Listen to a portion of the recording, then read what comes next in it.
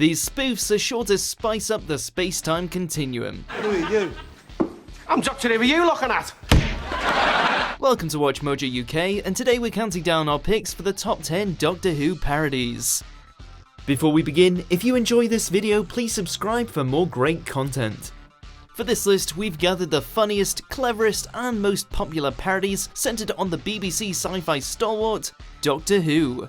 As we're considering anything inspired by recognizable Who scenes, tropes, or characters, today's entries include film and TV spoofs and references, as well as some viral clips and YouTube favorites. We can't go into the time machine right now. But they're going to kill us all! Alright, just 1 second. Number 10, the First Parody. It's a Square World. Originally broadcast on New Year's Eve in 1963, just a few weeks after the first ever series of Doctor Who debuted, we start with the show's first major parody, starring Clive Dunn as the now famous time traveller. Whom have I the honour of addressing? Oh, Dr. Fothengown. Doctor Who? No, not Doctor Who. It's a Square World was one of the BBC's leading comedy shows in the early 60s, and this sketch was one of their most ambitious efforts. It's got enough power to take the TV centre up into orbit. What are you going to do? Have another peppermint. With Dunn dressed akin to William Hartnell's first Doctor, but going by a different name, he relays a series of suspect ramblings on rocket science before brilliantly blasting the Beeb into outer space. Well, good night, until we meet again. That is, if we ever meet again. Number 9, The Doctor Games. Brad Hansen. While crossover clips can sometimes fall flat, this one strikes a balmy balance between two film and TV juggernauts. 12, 11, 10, 9, 8 and a half or something. Released just in time for the Who 50th anniversary and for the Hunger Games Catching Fire, here we see Doctors 1 through 12 in a brutal battle to the death. Wait, violence has never been the answer. We have to work together.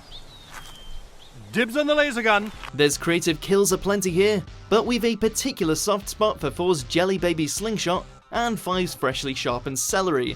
It's a battle royale around the big blue box, and only one can survive. Who's your money on? With his celery. Number 8, Behind the Scenes, The Corridor Sketch.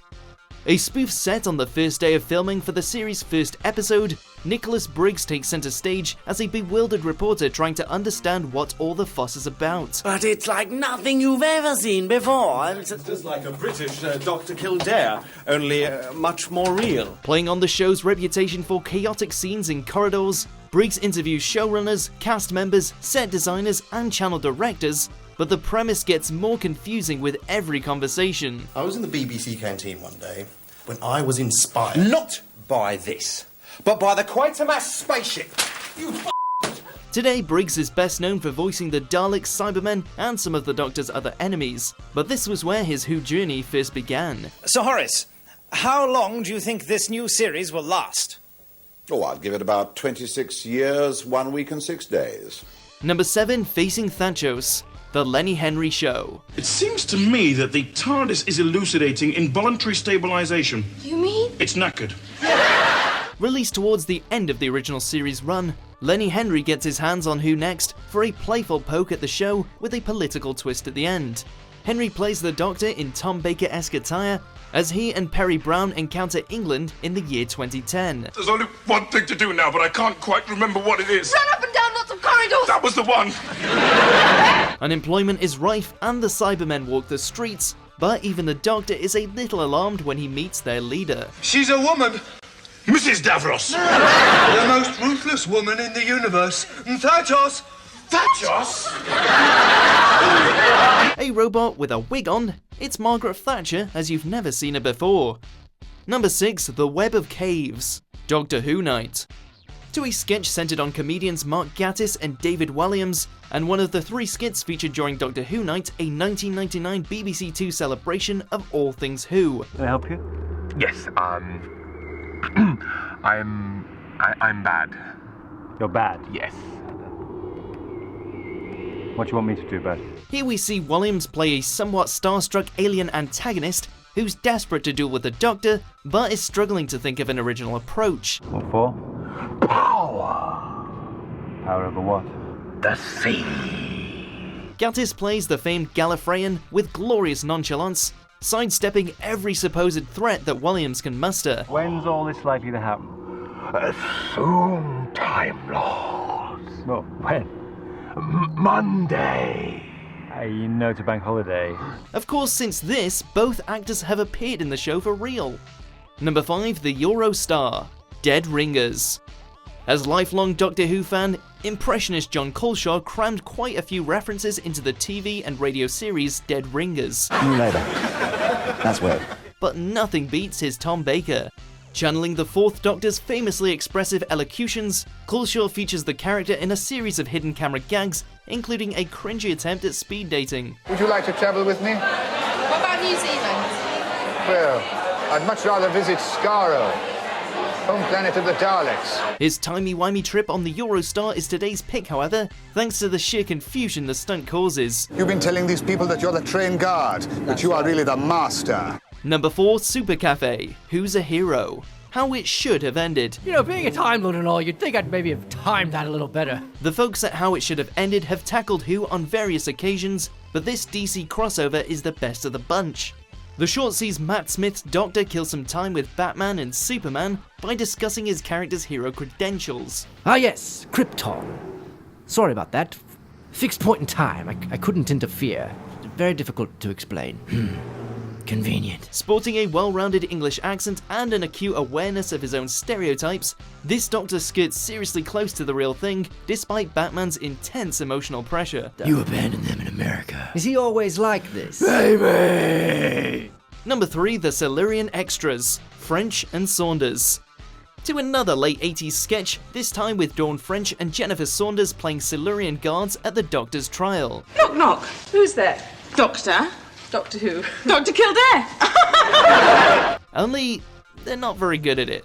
First, there's a gossipy get-together between takes, and then they prove entirely unable to follow simple stage directions. You're supposed to stop him! It's French and Saunders at their finest, but the skit wasn't actually aired as part of the award-winning sketch show. You're supposed to stop me. We know that, Mr. Time Lord. We know, everyone knows that. Thankfully, it was eventually included as a bonus scene for future VHS and DVD releases. Number 2, the Five-ish Doctors reboot. Released in line with the 50th anniversary celebrations in 2013, this half-hour one-off debuted directly after the Day of the Doctor. Mr. Davison, are you going to be featured in the 50th anniversary? Written and directed by Peter Davison, aka the 5th Doctor, it also features Colin Baker, the 6th Doctor, and Sylvester McCoy, the 7th, as well as a small part for Paul McGann, number 8, and a host of Who-related cameos. Not that I care at all, but you haven't heard from the BBC about that Doctor Who special, I mean. Nothing at all. The story? Well, it sees Davison, Baker, and McCoy go to desperate lengths to get involved in the anniversary episode, and it's a must-see for Whovians everywhere. Hey guys! Let's do it! Let's rock and roll! Number 1, The Curse of Fatal Death, Comic Relief.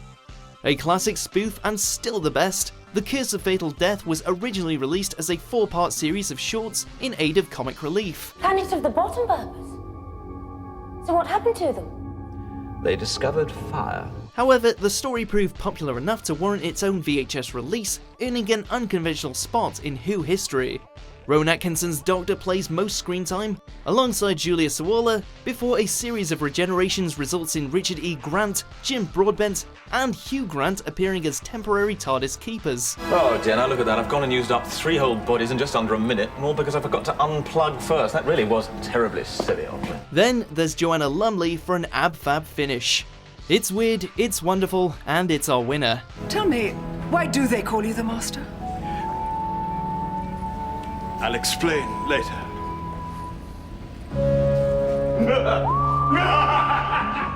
Do you agree with our picks? Check out these other great clips from Watch Mojo UK and subscribe for more great content.